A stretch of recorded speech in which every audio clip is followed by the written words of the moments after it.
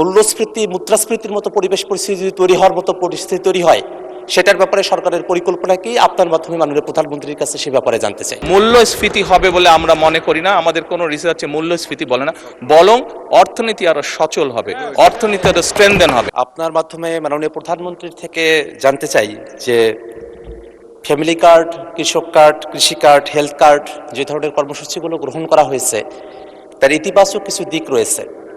জানার বিষয় হলো যে ঠিক কতজন ব্যক্তিকে বা পরিবারকে এই কার্ডগুলোর আওতায় নিয়ে আসা হবে, তাতে কতটুকু বাজেট বরাদ্দ করা হবে, এবং সেই বাজেট বরাদ্দ সমন্বয় করতে গিয়ে মূল্যস্ফীতি মুদ্রাস্ফীতির মতো পরিবেশ পরিস্থিতি তৈরি হওয়ার মতো পরিস্থিতি তৈরি হয়, সেটার ব্যাপারে সরকারের পরিকল্পনা কি? আপনার মাধ্যমে মাননীয় প্রধানমন্ত্রীর কাছে সে ব্যাপারে জানতে চাই। মাননীয় প্রধানমন্ত্রী। ধন্যবাদ মাননীয় সংসদ সদস্য। আপনি যে প্রশ্নটি করেছেন যে কতজন মানুষের কাছে আমরা পৌঁছে দেব, তাই তো, এবং মূল্যস্ফীতি হবে কিনা, বাজেট কত, স্বাভাবিকভাবে বাজেট কত এটি আমরা আপনাদেরকে এখনই বলছি না, অর্থাৎ আমরা পর্যায়ক্রমিকভাবে জিনিসগুলোকে সামনে এগিয়ে নিয়ে যাব। আমাদের এক একটি কৃষক কার্ড এবং এক একটি ফ্যামিলি কার্ডে আমরা রেখেছি কৃষক কার্ড যারা পাবেন সেই সকল কৃষক ২৫০০ টাকা পাবেন বছরে, এবং ফ্যামিলি কার্ডে যারা পাবেন তারা সে সকল নারী প্রতি মাসে ২৫০০ টাকা পাবেন। আমরা যেহেতু প্রতি মাসে এটিকে এক্সটেন্ড করতে থাকবো, অর্থাৎ অধিক সংখ্যক নারী কৃষক কার্ড পাবেন, অধিক সংখ্যক কৃষক কার্ড পাবেন। একবারে সবাইকে দিচ্ছে না, পৃথিবীর কোনো দেশের পক্ষে একবারে সেটি সম্ভব না করা।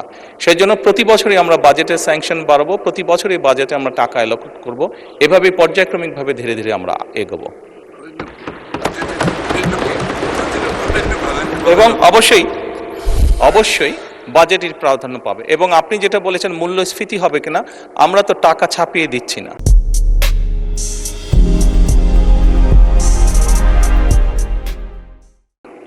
আমরা যেহেতু টাকা ছাপিয়ে দিচ্ছি না, কাজে মূল্যস্ফীতি হবে না, বরং আমরা মনে করি এই টাকাগুলো যখন মার্কেটে যাবে, যারা কৃষক কার্ড পাচ্ছেন সেই সকল কৃষক, যারা প্রান্তিক পর্যায়ে নারীরা যারা পাচ্ছেন টাকা, নিশ্চয়ই তারা সিঙ্গাপুর বা বিভিন্ন দেশে টাকা পাচার করবেন না, সেই টাকা লোকাল অর্থনীতিতে তারা খরচ করবেন।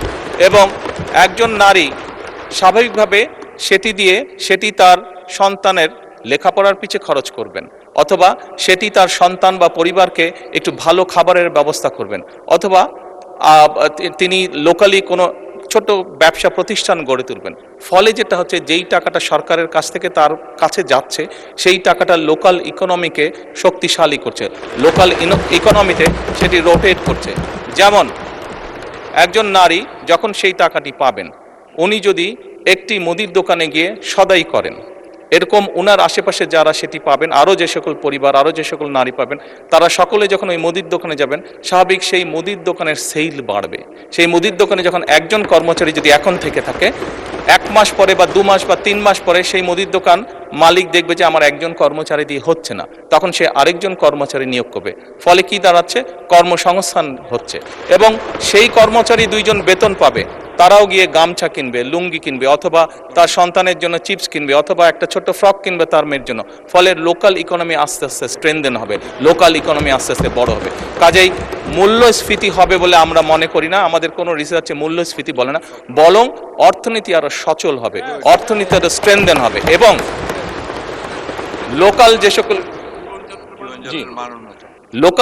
যে সকল ইন্ডাস্ট্রি আছে, বাংলাদেশের শতকরা 70 থেকে 80% মানুষ যে সকল প্রোডাক্ট কনজিউম করে সেগুলো লোকাল ইন্ডাস্ট্রি প্রোডাক্ট কনজিউম করে।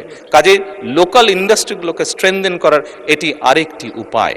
এবং তার ফলে যেটি হবে, সামগ্রিকভাবে ডিপ্রাইভ যে সকল মানুষ আছে, আমি বলছি না যে আগামী 6 মাসের মধ্যে এটি হবে, তবে ইনশাল্লাহ 3 থেকে 5 বছরের মধ্যে আপনি যে পরিবর্তনটি দেখবেন, যারা প্রান্তিক গোষ্ঠীর মানুষ, তাদের জীবনযাত্রার মান ইনশাল্লাহ অনেক উন্নত হবে।